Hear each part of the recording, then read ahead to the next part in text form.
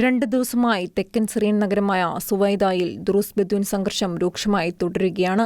ഇരുവിഭാഗങ്ങളും തമ്മിലുള്ള ആക്രമണങ്ങളിൽ ഇതുവരെ 89 പേർ കൊല്ലപ്പെട്ടു. 50 പേർ ദുറൂസ് വിഭാഗത്തിൽ നിന്നുള്ളവരാണ്. ഇതിൽ 2 കുട്ടികളും 2 സ്ത്രീകളും ഉൾപ്പെടുന്നു. 18 പേർ ബെദൂൻ വിഭാഗത്തിൽ നിന്നുള്ളവരും 14 പേർ സിറിയൻ സൈനികരുമാണ്.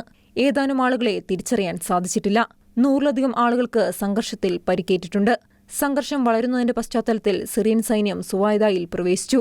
ജൂലാനിയുടെ നേതൃത്വത്തിലുള്ള പുതിയ സിറിയൻ സർക്കാർ അധികാരമേറ്റതിനു ശേഷം ഇതാദ്യമായാണ് സിറിയൻ സൈന്യം സുവൈദായിൽ ഒരു സൈനിക നടപടിയിലേക്ക് കടക്കുന്നത്.